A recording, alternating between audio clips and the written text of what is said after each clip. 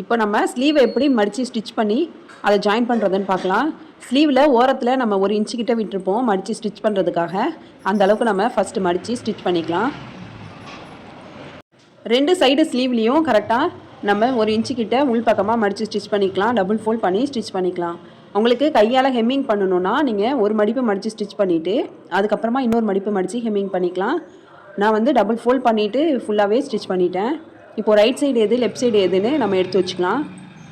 இதுக்கப்புறம் இது எப்படி ஜாயின் பண்ணுறதுன்னு பார்க்கலாம். ஸ்லீவோட சென்டரை கரெக்டாக மார்க் பண்ணிக்கலாம். அதேமாதிரி ஷோல்டர் எங்கே ஜாயின் பண்ணியிருக்கோமோ அதோட சென்டரையும் மார்க் பண்ணிக்கலாம். ஸ்லீவில் நம்ம உள்குழி கட் பண்ணியிருப்போம், அது இந்த மாதிரி ஃப்ரண்ட் சைடில் வரணும். அது கரெக்டாக இருக்கான்னு செக் பண்ணிவிட்டு இதுக்கப்புறமா நம்ம ஸ்லீவோட சென்டரும் ஷோல்டரோட சென்டரும் ஒன்றா வச்சு பின் பண்ணிக்கலாம். பின் பண்ணிவிட்டு கொஞ்சம் கொஞ்சமாக இந்த மாதிரி விரலை வச்சு ஸ்டார்டிங் பாயிண்ட் எதுன்னு நம்ம பார்த்துக்கலாம். இப்போ ரெண்டுத்தையும் ஒன்றா வச்சுட்டு நம்ம ஸ்டிச்சஸ் போட ஸ்டார்ட் பண்ணலாம். நீங்கள் தையலுக்காக 1/4 இன்ச்சு விட்டுருந்தீங்கன்னா 1/4 இன்ச்சுக்கு ஸ்டிச் பண்ணிக்கோங்க. 1/2 இன்ச்சு தையலுக்காக விட்டுருந்தா 1/2 இன்ச்சில் ஸ்டிச் பண்ணிக்கோங்க. ஸ்டார்டிங்கில் எந்த அளவுக்கு நீங்கள் ஸ்டிச் பண்ணுறீங்களோ அதே அளவுக்கு எண்டு வரைக்கும் ஸ்டிச் பண்ணணும். அப்போ தான் நமக்கு ஸ்லீவில் முன்னும் பின்னும் இல்லாமல் வரும். இப்போ நம்ம ஸ்லீவை ஜாயின் பண்ணியாச்சு. இதுக்கு மேலே நம்ம இன்னொரு ஸ்டிச்சஸும் போட்டுக்கலாம். இது ஒரு மெத்தடு. இந்த மாதிரி ஸ்லீவ் ஜாயின் பண்ணியும் ஒரு சில பேருக்கு முன்னும் பின்னமாக வருதுன்னு சொல்லுவாங்க. பிகினர்ஸ்க்கு வந்து இந்த மாதிரி ஜாயின் பண்ணால் ஒரு சில நேரத்தில் முன்னும் பின்னமாக வரும். அதுக்கு இன்னொரு மெத்தடும் நம்ம பார்க்கலாம். இப்போ ஒரு சைடு ஸ்லீவ் ஜாயின் பண்ணதுக்கப்புறமா நம்ம இந்த மாதிரி செக் பண்ணிக்கலாம். நம்ம இந்த மாதிரி 2 துணியை வச்சு பார்க்கும்போது லாஸ்ட்லேருந்து எண்டு வரைக்குமே ஒரே அளவாக இருக்கணும், முன்னும் பின்னும் இல்லாமல்.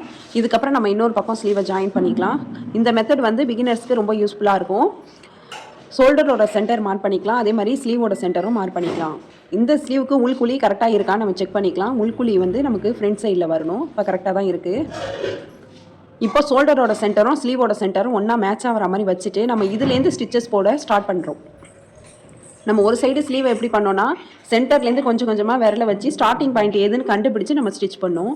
இந்த ஸ்லீவில் ஸ்லீவோட சென்டரும் ஷோல்டரோட சென்டரும் ஒன்றா மேட்ச் ஆகிற மாதிரி வச்சு சென்டர்லேருந்தே நம்ம ஸ்டிச்சஸ் போட்டாச்சு. இதுக்கப்புறம் எண்டில் வந்து திரும்ப துணியை பரட்டி விட்டு இன்னும் ஸ்டிச்சஸ் போட்டுக்கலாம். இதுக்கப்புறம் ஃபுல்லாகவே ஸ்லீவை வந்து ஜாயின் பண்ணிடலாம். ஜாயின் பண்ணி ஸ்டிச்சஸ் போட்டுடலாம். இப்போ இன்னொரு சைடு எண்டுக்கு வரப்போ நம்ம த்ரெட்டை கட் பண்ணாமலே துணியை மட்டும் நம்ம திருப்பி விட்டுட்டு இன்னொரு ஸ்டிச்சஸ் போட்டுட்டு மறுபடியும் அந்த சென்டரில் வந்து முடிச்சிடலாம். இந்த மெத்தடில் ஸ்டிச் பண்ணும் போது நமக்கு முன்னும் பின்னும் வராது. கரெக்டாக ஷோல்டரோட சென்டரும் ஸ்லீவோட சென்டரும் கரெக்டாக மேட்ச் ஆகிருக்கும். இப்போ நம்ம எடுத்து பார்க்கலாம். பாருங்கள், ரெண்டும் ஒன்றா மேட்ச் ஆகிருக்கு. உங்களுக்கு 2ல் எந்த மெத்தட் ஈஸியாக இருக்கோ அந்த மெத்தடை யூஸ் பண்ணி நீங்கள் ஜாயின் பண்ணிக்கோங்க. இந்த பக்கமும் செக் பண்ணும் போது நமக்கு லாஸ்ட்லேருந்து எண்டு வரைக்கும் முன்னும் பின்னும் இல்லாமல் சமமாக இருக்குது. இதோட ஃபுல் வீடியோ பார்க்கணுன்னா கீழே இருக்கிற ப்ளே பட்டனை கிளிக் பண்ணி பாருங்கள். மறக்காமல் சப்ஸ்கிரைப் பண்ணிவிடுங்க. தேங்க்ஸ் ஃபார் வாட்சிங்.